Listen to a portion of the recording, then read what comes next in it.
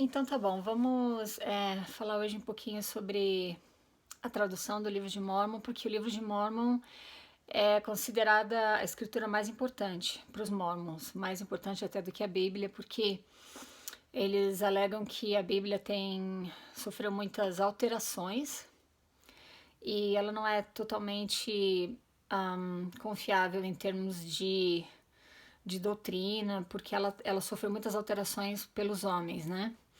E o mormonismo alega que o livro de Mórmon é o livro mais correto da face da Terra, que foi traduzido pelo dom e poder de Deus e que o livro conta a história de um povo que viveu nas Américas nos anos 600 antes de Cristo a 400 anos depois de Cristo.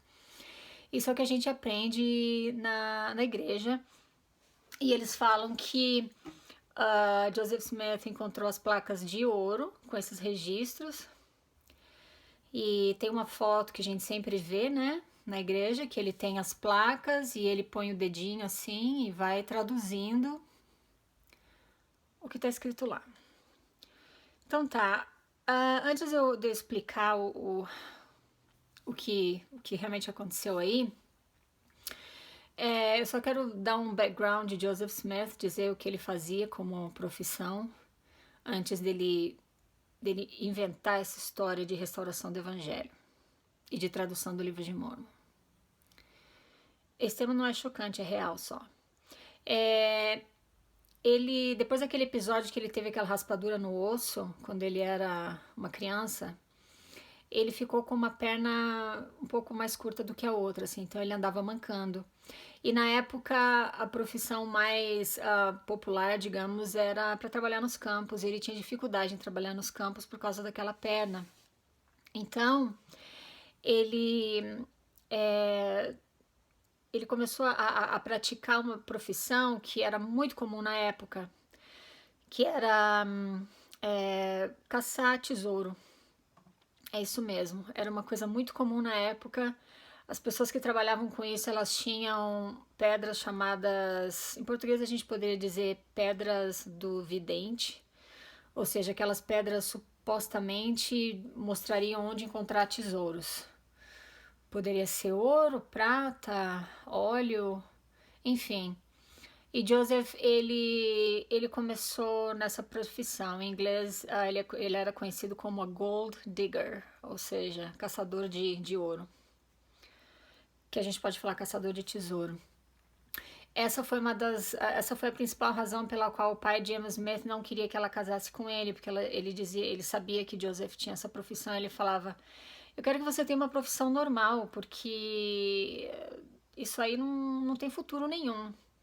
E Joseph prometeu para ele que pararia com esse negócio de caçar tesouro e arrumaria um emprego normal. Mesmo assim, o pai de Emma não concordou com o casamento, então eles fugiram, os dois. Joseph pegou ela, eles fugiram e casaram escondido do pai dela. Bom, mas enfim, antes das placas de ouro, da história das placas de ouro, ele tinha um costume muito feio. Ele até foi para a corte por causa disso. Foi considerado culpado por causa disso. Ele chegava. Ele ia numa casa e roubava um cavalo, por exemplo. Na calada da noite, ele roubava um cavalo. 1 ou 2 dias depois, ele ia lá naquela mesma casa e falava assim: olha, eu tenho o poder de encontrar coisas, encontrar objetos. Então eu posso. Se você me pagar tanto, eu vou encontrar o teu cavalo e vou trazer de volta. E as pessoas acreditavam nele, muitos caíram nesse golpe, e eles pagavam ele ia lá e trazia o cavalo de volta. Ou qualquer outro objeto que era fácil dele tirar, ele fazia isso. Para ele ter a fama de que ele tinha esse poder de encontrar coisas. Para caçar tesouro, especificamente, havia um ritual mágico. Então, o que ele fazia? As pessoas pagavam ele já de antemão e ele falava: olha, tem tal tesouro em tal lugar, eu te prometo isso. Se você me pagar tanto, eu vou lá e vou cavar esse tesouro para você. Ele ia lá e fazia o ritual mágico e ele sempre vinha com uma desculpa. Que alguém falou alguma coisa, que um passarinho fez barulho e daí os espíritos esconderam o tesouro e ele não pôde chegar no tesouro. O tesouro foi enterrado mais fundo. Umas coisas malucas, mas que na época as pessoas acreditavam nele. Então, ele começou a falar sobre uma Bíblia de ouro, que ele ia encontrar uma Bíblia de ouro. E foi numa época em que a família dele tinha perdido tudo. Perdido tudo. O pai dele tinha feito um investimento que não deu certo, eles ficaram na miséria mesmo. E Joseph, ele ainda era solteiro, ele falava pro pai dele: eu te prometo que eu vou tirar a gente dessa situação. A gente vai sair dessa. Então, ele veio com essa história de que ele tinha encontrado um tesouro. Isso tudo antes dele falar em primeira visão, tá? Ele falou que um espírito tinha aparecido a ele. Depois ele falou que era um anjo que tinha aparecido a ele, que o nome desse anjo era Nefe, não Moroni. E que esse anjo tinha falado que havia um tesouro em tal lugar e não sei o que, não sei o que. Bom, enfim. Eu vou tentar encurtar a história porque isso pode levar muito tempo. Tem muitos detalhes aqui que infelizmente a gente não vou poder falar porque não tem tempo. Então, finalmente, ele diz que pegou as placas de ouro. O que eu quero, e a gente sabe, como Mormons, que ele pegou 8 testemunhas e mais 3 testemunhas para testificarem que tinham visto as placas. Tudo bem. Eu quero deixar claro aqui que isso não aconteceu. Ninguém nunca viu placas de ouro, nem Emma. Emma foi a primeira pessoa que começou a escrever para ele. Eles ficavam numa sala, havia uma cortina entre ele e Emma, e ele ditava as palavras e ela escrevia as palavras. Ela foi a primeira a ajudar ele nesse trabalho. Ela nunca viu placa nenhuma. Todas as testemunhas falam que ele tinha alguma coisa em formato de placas embaixo de um pano. Ele sempre deixava isso enrolado num pano e ele falava para eles, para todos eles, que se eles olhassem as placas, eles iam ser destruídos por Deus. Então Joseph não podia mostrar as placas. Aí você vai me dizer, tá, mas as testemunhas colocaram lá, tem lá no livro de Mormon, as 8 testemunhas e as outras 3, ou seja, 11 pessoas que alegam ter visto as placas de ouro. Elas não viram. Ele fez uma declaração e eles assinaram essa declaração. Uma das 3 testemunhas depois, numa conferência, se levantou e falou: nós nunca vimos placa nenhuma. Joseph nos convenceu que nós as vimos com os olhos espirituais. Nossa, isso deu um bafafá na igreja tremendo. Eles nunca viram placa de ouro nenhuma, ninguém nunca viu. A tradução que eles falam pra gente que foi feita, ele colocava o dedinho ali, né? E tem até a foto mostrando ele coloca o dedinho ali traduzindo. Na verdade não é assim, tem várias testemunhas que falam que ele traduzia o livro de Mormon da seguinte forma: ele tinha um chapéu, ele colocava essas 2 pedras do vidente dentro do chapéu, ele colocava a cabeça dentro e ele ia ditando as palavras e a pessoa do outro lado da cortina ia escrevendo as palavras. Foi assim que o livro de Mormon foi traduzido. Aí você vai me dizer, nossa, mas como que ele podia inventar tudo isso? Bom, antes ainda no século XX, antes dessa época em que ele diz ter traduzido o livro de Mormon, haviam 2 livros que eram utilizados nas escolas, que tinham uma linguagem bíblica. Um deles se chamava A Visão dos Hebreus e o outro se chamava Guerra Tardia. Eu não sei se a gente tem esses livros traduzidos em português, mas tem em inglês. E ele cresceu aprendendo desses livros. Alguns estudiosos hoje, da atualidade, eles compararam a linguagem do livro de Mormon à linguagem desses 2 livros e elas são extremamente parecidas, tá? Então, assim, tem uma outra teoria aqui que os estudiosos da área, eles discordam. Alguns defendem a teoria de Solomon Spaulding. Ele escreveu um livro que não chegou a ser publicado e ele morreu antes do livro ser publicado. E antes disso, Sidney Rigdon teve acesso a este livro. E a esposa de Spaulding, quando escutou, quando teve conhecimento do livro de Mormon, ela disse que os personagens eram os mesmos que o marido dela, da história que o marido dela estava escrevendo. Nefe, Lehi, Laman, Lemuel, ela disse, esses nomes estavam no livro do meu marido. Então, assim, o livro de Mormon, ele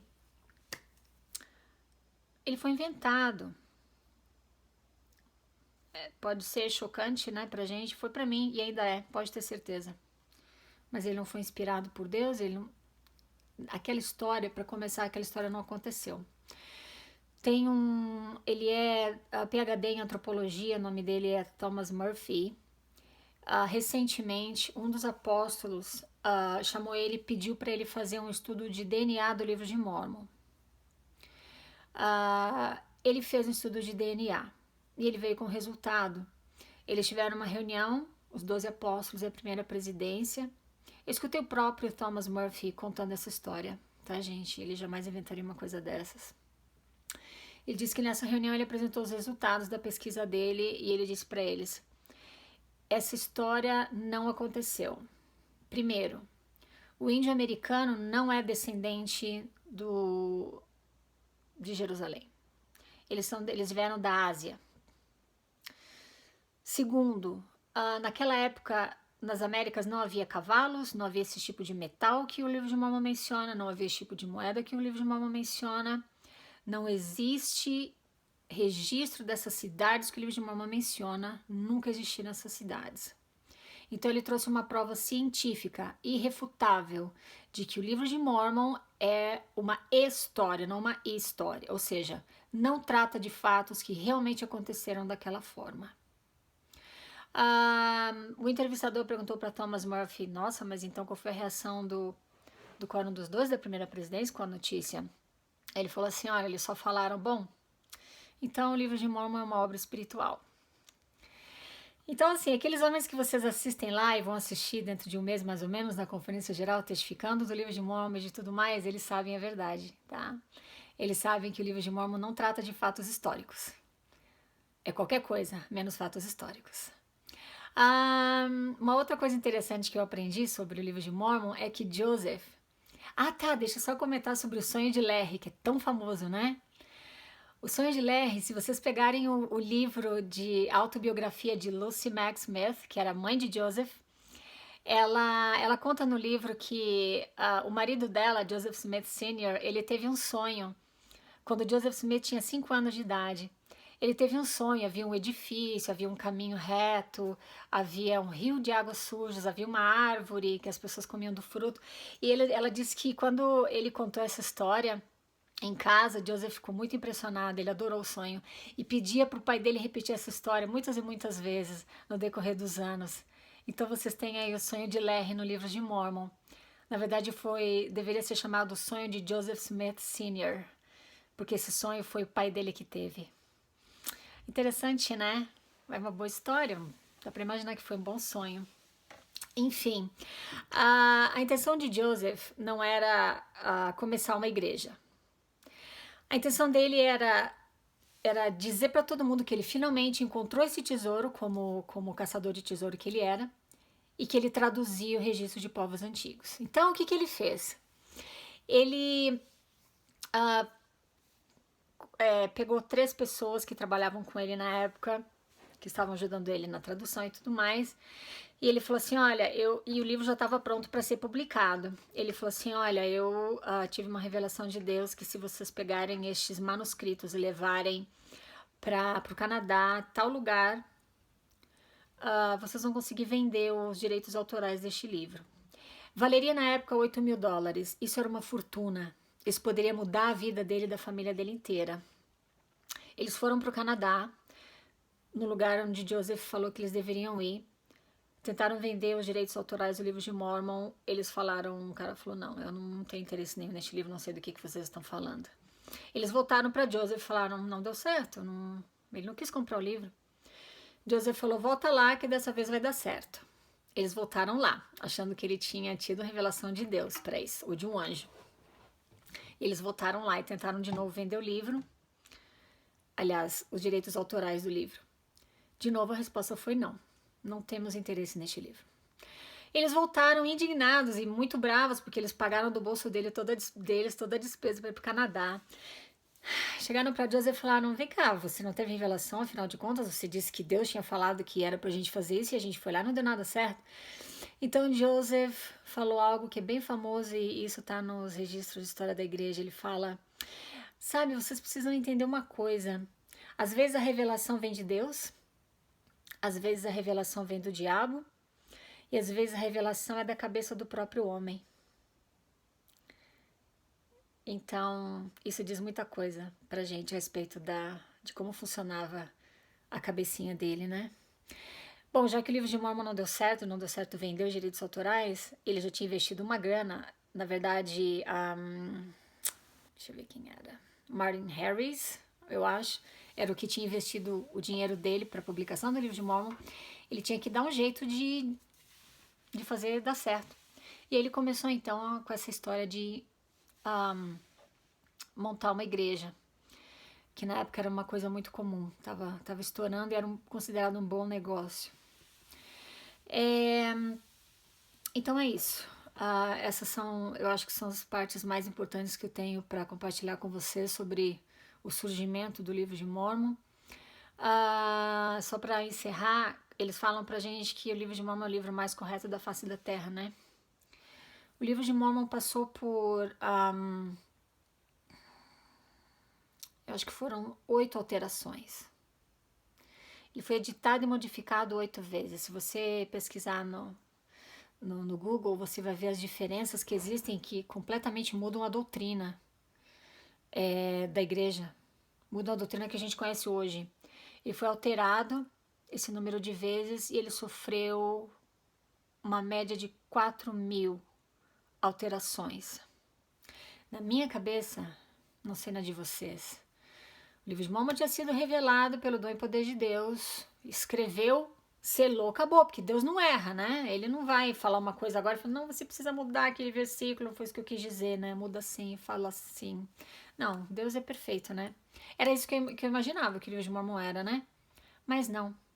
Ele foi alterado e ele sofreu uma média de 4.100 alterações doutrinárias. Então você interpreta como quiser, né? Recebe isso como quiser. A gente é desafiado a orar, né, a respeito da veracidade do livro de Mormon. Isso é um jogo mental, uma estratégia mental muito, muito esperta. Porque primeiro você já recebeu uma história que você não deveria estar duvidando, né? Porque ele afirma que ele viu Deus Jesus Cristo, você tem ali as outras testemunhas, né? Falando que viram as placas, você já fica pensando, uau, mas isso tem que ser verdade então. Quando você ora, o teu cérebro já está meio caminho andado para acreditar. Eu orei muitas vezes sobre a veracidade do livro de Mormon, nunca senti nada especial, mas eu dizia para mim mesma que eu tinha que acreditar. Eu pensava, não, mas acho que eu senti sim aquele ardor no peito que eles falam que a gente tem que sentir. Acho que eu tenho testemunho sim. Não é uma coisa que eu realmente sabia. Eu acho muito triste esse costume que a igreja tem de crianças da primária vão lá no púlpito e falam que elas sabem que a igreja é verdadeira, que o livro de Mormon é verdadeiro, que Joseph foi profeta de Deus. O que uma criança de 8 anos sabe? O que uma criança de 10 anos sabe? O que eu aos 45 anos de idade sei? Eu não sei. Graças ao bom pai, eu não sei. E posso dizer com toda a tranquilidade e paz do mundo, eu não sei muita coisa. Talvez eu não saiba nada. Mas Mormons sabem de tudo. Eles mal escutaram falar e já vão lá no púlpito. Eu sei que isso é verdade, eu sei que isso aconteceu. Sabe como? Você pesquisou? Você leu? Qual lugar que a lógica e a ciência tem na tua vida? Se não tiver nenhum, você está no caminho certo. Porque o mormonismo tem tudo, menos lógica, menos realidade, menos verdade. Eu acho que se o profeta subir no púlpito amanhã e falar assim, não, gente, na verdade eu descobri que é o sol que gira em torno da terra, talvez você vai acreditar, né? A ciência não importa. Desculpa, mas esse assunto me irrita muito profundamente. Eu vou repetir aqui, se eu não achasse que eu tinha realmente um testemunho da igreja antigamente, se eu não tivesse pautado 36 anos da minha vida nessa igreja, de acordo com essas coisas que eles ensinam e com essas mentiras que eles contam, eu não estaria aqui gastando meu tempo tão escasso para falar para você as coisas que eu aprendi, para falar para você a verdade sobre tudo isso. A gente vai conversando. Até a próxima. Obrigada.